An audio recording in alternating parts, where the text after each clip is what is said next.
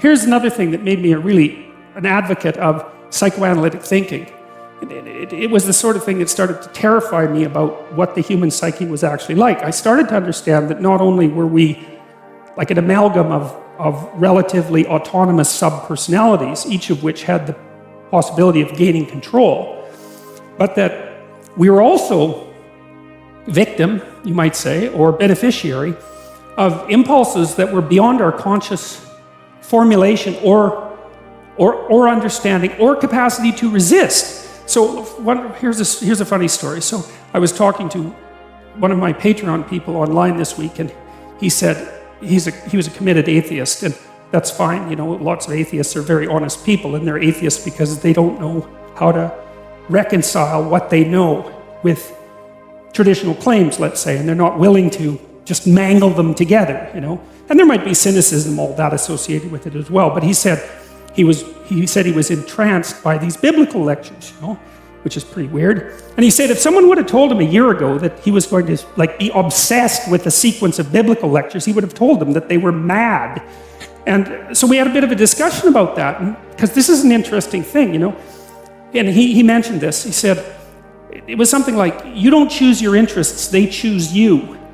And that's really worth thinking about too, man, because, you know, it's really hard to get interested in something you're not interested in, even if you know there's a good reason for it. You know, you're studying for an exam, you find the material boring, you know, anything will be more interesting than the studying. Even though you know that that's what you need to do, you can't voluntarily grab yourself by the scruff of the neck, let's say, and shake yourself and say, sit down and concentrate. Your mind will just go everywhere. But then if you're interested in something, and even if it's something you shouldn't be interested in, because that happens all the time, then it's like you're a laser focus, man. You can pay attention forever. You can work until you're exhausted. You won't even notice it, and you remember everything. It's like, okay, if you can't control your interest, what does? And man, I tell you, you can think about that for a very long time. So Jung talked about the spirit Mercurius. You know, Mercury is the winged messenger of the gods. And here's how he conceptualized it psychologically. He thought this is what the ancient people who thought about Mercury as the winged messenger of the gods were trying to state psychologically. You know, your interest flits around. It's like there's something that captures it and that moves your interest from place to place. You know, like if you walk into a bookstore, you'll get interested in a particular book. It's as if the book grips you. Because you don't know why you're interested in that. You might, but often you don't know why you're interested in that book. And, you know, your interest is flitting around. And so that's Mercury. The thing that makes your interest flicker around is Mercury, the winged messenger of the gods. And Mercury is the messenger of the gods because it's the things behind the scenes psychologically that are manipulating your attention. And for Jung, those were equivalent in some sense to the lost gods. And so for Jung, your interest was being manipulated behind the scenes by unseen forces that were associated with your characterological development across time. That was the manifestation of the self. So the self is the potential you, let's say. And the way it operates in the present is by gripping your interest and directing it somewhere. And that's part of the instinct of self-realization. It's a mind-boggling idea, man, really.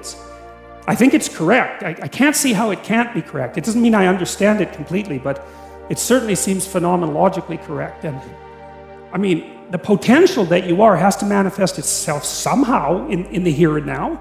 It has to. And what better way than by directing your attention? You know, it's like, it seems like this might be useful for you. Or maybe you get attracted to this person. Or maybe you admire this person. That happens with kids a lot. They'll admire someone and then copy them. And you can see that that's obviously part of their developmental progression, right? It's a form of hero worship, but kids are very imitative and they hero worship at the drop of a hat.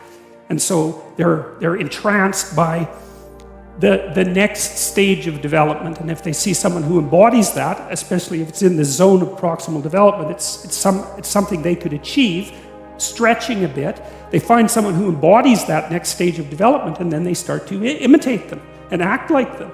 Well, adults are no different. We're no different. We do it at a perhaps more abstract and sophisticated level.